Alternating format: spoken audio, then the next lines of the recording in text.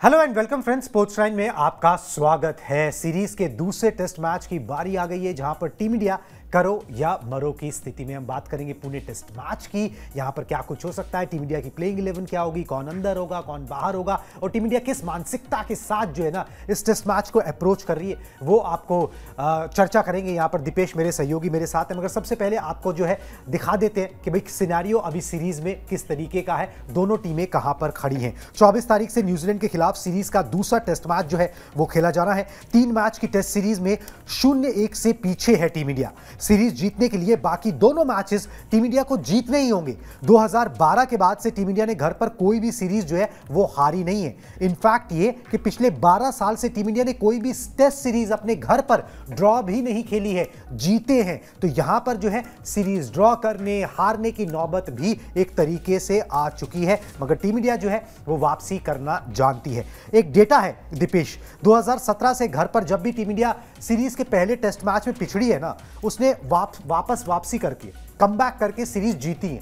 4 बार ऐसा हो चुका है, इंग्लैंड के साथ भी ऐसा हुआ था। तो यहां पर भी उस चीज की प्रोबेबिलिटी पूरी है। जिस तरीके से तैयारी चल रही है, जिस तरीके से प्लानिंग चल रही है, जिस तरीके से प्रैक्टिस सेशंस गए, टीम इंडिया एक जबरदस्त कमबैक के लिए तैयार है। इंग्लैंड के अगेंस्ट भी हो चुका है, ऑस्ट्रेलिया के अगेंस्ट भी हो चुका है और अब न्यूजीलैंड के अगेंस्ट भी यही होगा। ऐसी कामना, ऐसी उम्मीद हम सब करते हैं और होगा भी ऐसा ही, क्योंकि एक 3.5-4 घंटे का समय किसी टेस्ट सीरीज या किसी टेस्ट मैच में खराब हो सकता है, जिसकी वजह से आप पूरे 5 दिन के लिए पिछड़ जाते हो। लेकिन इसका यह मतलब नहीं है कि तीनों के तीनों टेस्ट मैच में फिर न्यूजीलैंड के पास एक अपर हैंड है, न्यूजीलैंड की टीम ही जीतेगी।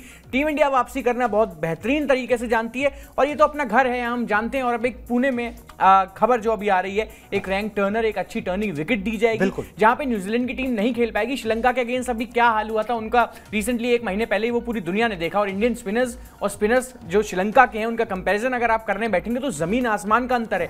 तो अब न्यूजीलैंड की टीम को स्टैंडर्ड्स पता चलेंगे कि भाई इंडिया में असलियत में टेस्ट क्रिकेट खेलने के स्टैंडर्ड्स हैं जो वो क्या हैं। उन सब चीजों को देखते हुए और बॉडी लैंग्वेज इस तरीके की इंडियन टीम की है, जैसी तैयारियां नेट्स में लगातार हो रही हैं, बिल्कुल मैं भी ये मानता हूं कि ठीक है, एक मतलब कह सकते हैं कि 1.5 डे आपके लिए खराब हो गया, लेकिन इसका यह मतलब नहीं है कि सीरीज कोई टीम आपको यहाँ आकर इतने आसानी से हरा के चली जाए। बिल्कुल जी, 3-3.5 घंटे के खेल पे आप देखिए, एक टेस्ट मैच में पिछड़ तो जाते हो, आप टेस्ट मैच हार भी जाते हो, मगर जज एक टीम को नहीं करना चाहिए, रिकॉर्ड्स उसकी गवाही दे रहे हैं। आपने थोड़ी सी बात छेड़ी कि भाई रैंक टर्नर जो है ना वो पुणे में देखने को मिलेगा। काली मिट्टी की पिच बनवाई जा रही है, मतलब कि स्लगिश सी विकेट होगी, स्लो और लो स्पिनर्स को वहां पर फायदा होगा। ऐसे में टीम इंडिया की स्ट्रैटेजी क्या हो सकती है, सबसे बड़ा सवाल यही है। एक जो सबसे बड़ा क्वेश्चन उठ रहा है ना, आपने वॉशिंगटन सुंदर को ऐड किया, वो पहले टेस्ट मैच में जब थे वो टीम का हिस्सा नहीं थे, उसके बाद आपने उनको ऐड किया अपने स्क्वाड के अंदर। क्यों किया?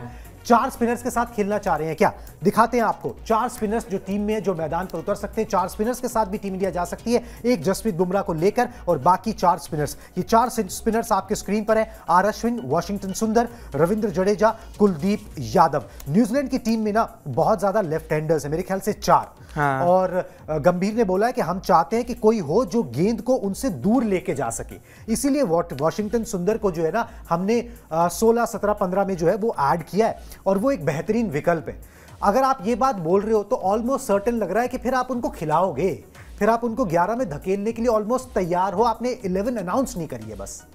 सही बात है, मतलब 11 में खिलाने के लिए मतलब 11 अनाउंस नहीं करिए। मैं फिर भी मानता हूं कि वॉशिंगटन सुंदर को यहां लेके आने का बहुत से रीजंस हो सकते हैं, क्योंकि अभी आपके पास एक अक्षर पटेल का भी ऑप्शन है, मतलब फिर उनको हटा के मगर फिर वो लेफ्ट हैंडर्स का तोड़ नहीं निकलेगा ना। हाँ, मतलब खाली अश्विन अगर अकेले पड़ते हुए आपको नजर आते हैं तो फिर वॉशिंगटन सुंदर is a very good option. लेकिन स्टिल मैं बल्लेबाजी भी कर लेंगे। हाँ, तैयारियों के लिहाज से भी शायद हो सकता है, कैसे कह सकते हैं कि तैयारियां अच्छी हो जाए, नेट्स में आपको ऑप्शंस थोड़े ज्यादा मिल जाएंगे, वेरिएशंस थोड़ी ज्यादा मिल जाएंगी जब वॉशिंगटन सुंदर आपके पास होंगे। लेकिन स्टिल अगर 4 स्पिनर्स भी लेकर उतरते हैं और ऐसा प्लान भी है और पक्का श्योर है कि पुणे की विकेट टर्न ही होने वाली है, हर हाल में प्लान फेल ना हो जाए, फिर वो बारिश वाला सीन ना हो जाए। हालांकि मौसम का कुछ ऐसा आया नहीं है सामने, बिल्कुल मौसम क्लियर है तो फिर भैया न्यूजीलैंड की हार भी एकदम क्लियर है। आप ये सुन लीजिए, चाहे 4 स्पिनर्स लेके जाएं या 3 स्पिनर्स लेके जाएं। चलिए जी, अभी देखते हैं कि भाई 4 स्पिनर्स का ऑप्शन आजमाते हैं कि नहीं, क्योंकि बातें कुछ ऐसी भी है कि भाई वॉशिंगटन सुंदर को तो इंक्लूड किया ही जाएगा, हो सकता है कुलदीप को बाहर बैठा दिया जाए और फिर जो है सरफराज को किसी तरह जो है इंक्लूड कर लिया जाए कि आप जो है 4 गेंदबाजों के साथ ही जाओ,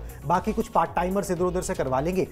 4 गेंदबाजों के साथ ही जाओ और बाकी जो है अपनी बैटिंग को और मजबूत कर लो, क्योंकि बैटिंग कोलैप्स ने ही जो है वो आपको बेंगलुरु में टेस्ट मैच हरा दिया था। संभावित 11 किस तरीके की हो सकती है? देखिए फटाफट से पिक्चर दिखा देता हूं। इस तरीके के 11 खिलाड़ी जो है मैदान पर उतारे जा सकते हैं, संभावित 11, जो हमें लगता है कि 4 स्पिनर्स के साथ जब टीम इंडिया जाएगी तो तस्वीर कुछ इस तरीके की होगी। Rohit Sharma, Yashasvi Jaiswal, Shubman Gill, Virat Kohli, Rishabh Pant, KL Rahul, Ravindra Jadeja, R Ashwin, Washington Sundar, Kuldeep Yadav और तेज गेंदबाज के रूप में एकमात्र जसप्रीत बुमराह, क्योंकि वैसे भी मोहम्मद सिराज जो है वो घरेलू पिचेस पे उनका कुछ खास अच्छा रिकॉर्ड रहा नहीं है।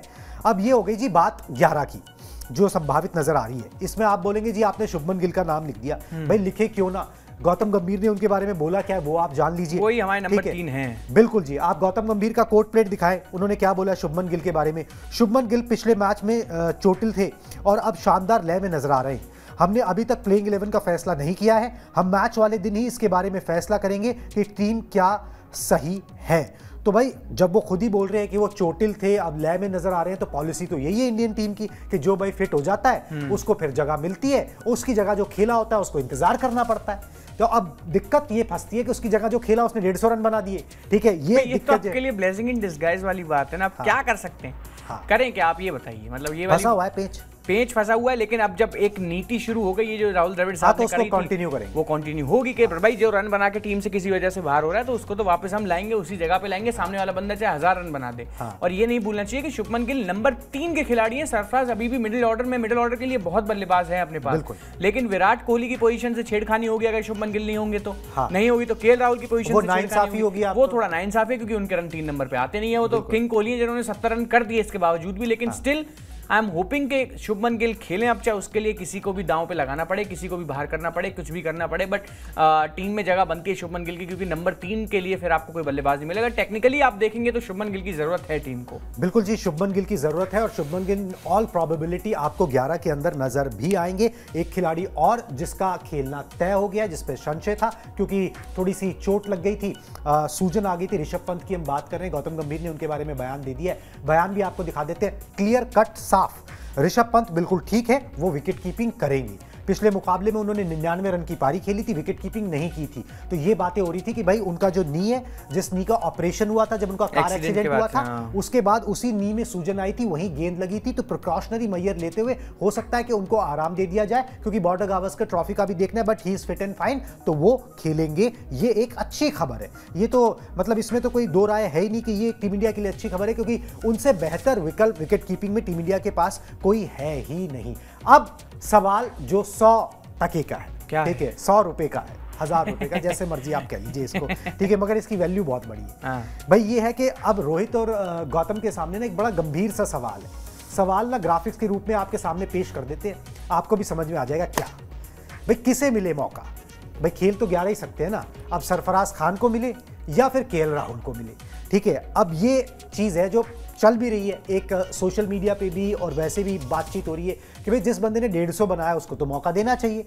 केएल राहुल के बारे में कि भाई अभी उतना अच्छा नजर नहीं आ रही, मगर बहुत जल्दी है जज करना। अभी पिछले मैच में कुछ 68 रन इन्होंने पिछली सीरीज में बनाए थे, बहुत जल्दी, ठीक है, बहुत जल्दी किए थे। अब आप किसी एक युवा खिलाड़ी ने एक मैच में अच्छा कर दिया तो किसी आप एक्सपीरियंस्ड ऑल वेदर प्लेयर को जो है ना बैठा नहीं सकते हो, बाहर नहीं कर सकते हो। मगर आवाजें उठ रही हैं कि भाई सरफराज खान को भी बाहर करना जो है वो ऊपर के 4 आप छेड़ नहीं सकते, सरफराज खान को भी बाहर रखना जो है ठीक नहीं होगा।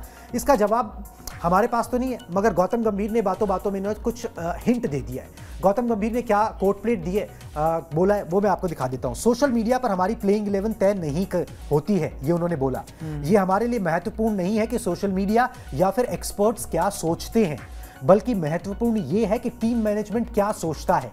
कानपुर की मुश्किल पिच पर उन्होंने अच्छी पारी खेली थी, केएल राहुल की बात कर रहे हैं, वो बड़ी पारी खेलने को बेताब है, टीम मैनेजमेंट उनके साथ है। ये बात गौतम गंभीर ने बोल दी है। अब इससे ज्यादा और क्लैरिटी से कोई क्या बोले? हाँ भैया, कोच ने ओपनली आके बात कर दी, कोई प्लेइंग 11 को लेके कोई डाउट नहीं रखा, किसी तरीके का कोई सवाल मन में नहीं रखा, तो क्लियर है कि खेलना भी चाहिए और रीजंस उन्होंने दे दिए हैं।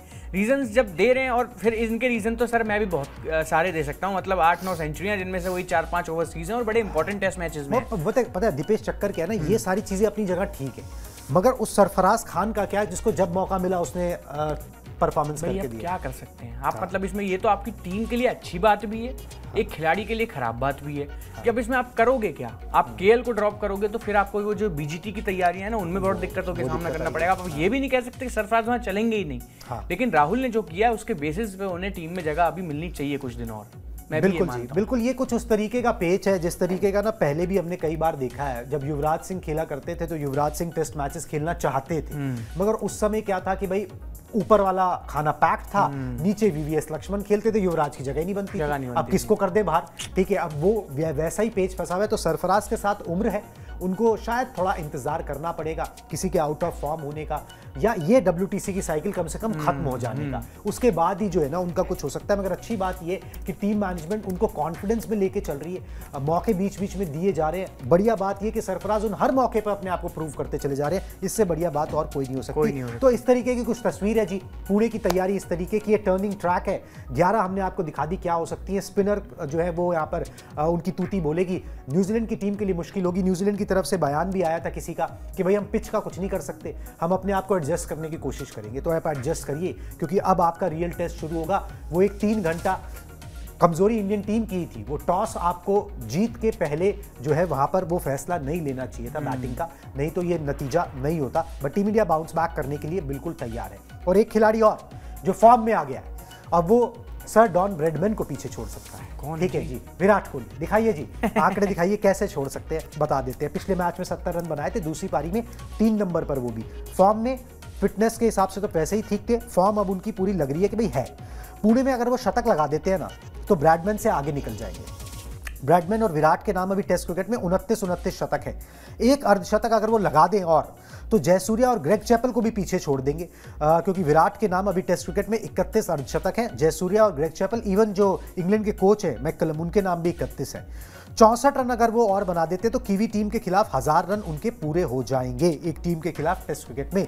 तो ये कुछ सारी उपलब्धियां हैं जो विराट कोहली हासिल कर सकते हैं। बड़ी बात ये कि यहाँ पर जो है विराट की फॉर्म अच्छी नजर आ रही है, और विराट जो है ना वो हंग्री नजर आ रहे हैं। ये अच्छे साइंस हैं अप्रोचिंग टू BGT, और ये मंच जो है ना वो और इंस्पायर करेगा, मोटिवेट करेगा विराट के लिए। तो ये मैदान खास रहा है, डबल सेंचुरी बनाई हुई है, 254 बनाए थे। हाँ, नॉट आउट वो भी नॉट आउट। यहाँ बहुत शानदार इस ग्राउंड पे। तो खैर विराट तो जिस मैच में उतरते हैं आजकल रिकॉर्ड ही बनते हैं, और इसी तरीके के प्रदर्शन की उनसे उम्मीद भी होती है।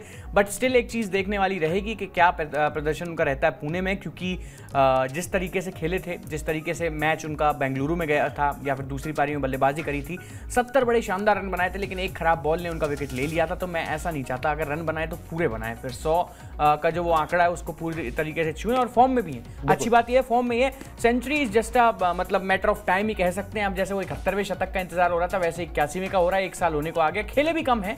बट ये चीज ना सुन के अच्छी नहीं लगती कि खेले भी कम है। हम तो यही चाहते हैं कि साल में 3-4 सेंचुरी हर फॉर्मेट में आती है। जैसे एक ही वर्ल्ड कप में 750 रन कर दिए थे, तो कुछ वैसा। और अक्टूबर का महीना उनके लिए अच्छा रहा भी है। पिछले साल भी खूब रन किए थे जब वर्ल्ड कप था। उससे पहले साल में आप देखेंगे पाकिस्तान का गेंद आज ही के दिन 23 अक्टूबर को वो जो शॉट हारिस रऊफ की गेंद पे खेला था। तो ये लकी है इनके लिए दिन, और मैं चाहूंगा कि लकी रहे, खराब ना हो चीजें।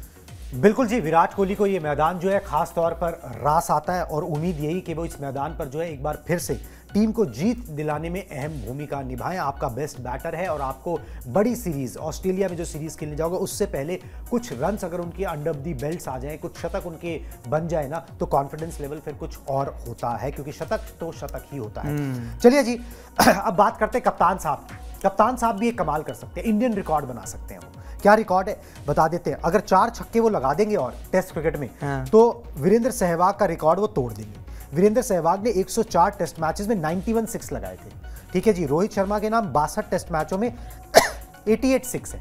अगर वो 4 छक्के और लगा देते हैं तो वीरेंद्र सहवाग का रिकॉर्ड तोड़ देंगे। तो टेस्ट क्रिकेट में भारत की तरफ से सबसे ज्यादा छक्के लगाने वाले खिलाड़ी बन जाएंगे। इंटरनेशनल क्रिकेट में सबसे ज्यादा छक्के रोहित शर्मा के ही नाम है, 623 छक्के उन्होंने लगाए हुए हैं। और पिछले टेस्ट में अगर हम बात करें तो पहली पारी में 2 पे आउट हो गए थे, दूसरी पारी में 52 रन उन्होंने बनाए थे। बड़ा अनफॉर्चुनेट सा उनका आउट था, वो डिसमिसल था, नहीं तो ऑल सेट नजर आ रहे थे। एक छक्का उस पारी में भी उन्होंने लगाया था। हाँ बिल्कुल, रोहित शर्मा अच्छे फॉर्म में हैं, और ये खिलाड़ी कभी आउट ऑफ फॉर्म होता भी नहीं, जितना मेरा मानना है। ये हमेशा फॉर्म में होते हैं, अच्छा क्रिकेट खेलते हैं। बस थोड़ा जब जिस तरीके से आउट हुए थे ना, वो बड़ा अनफॉर्चुनेट था। प्लेड ऑन करने के चक्कर में एक गेंद को बड़े भाई गलत तरीके से एकदम मतलब वो बाउंस खा के विकेट में लग गई, लेकिन भाई कप्तान रोहित शर्मा से भी अच्छे खासे रन आ जाए तो रिकॉर्ड तो कोई ना कोई उनका भी पीछा कर ही रहा होगा। और बहुत बड़ी होप है टीम इंडिया की, एक स्पिन ट्रैक पे खासकर जब जहाँ गेंद टर्न लेगी वहाँ इंडिया के भी बड़े बड़े बैट्समैन फंस जाते हैं, लेकिन रोहित शर्मा वहाँ भी स्टेप अप करके एक अच्छा प्रदर्शन करके दिखाते हैं और उम्मीद वैसी रहेगी कुछ पुणे में भी। बिल्कुल जी, रोहित शर्मा, विराट कोहली, इन दोनों दिग्गजों से हमेशा उम्मीद रहेगी। पुणे टेस्ट पे हमारी नजर रहेगी। अभी मुझे और दीपेश को दीजिए इजाजत, टाटा बाय बाय।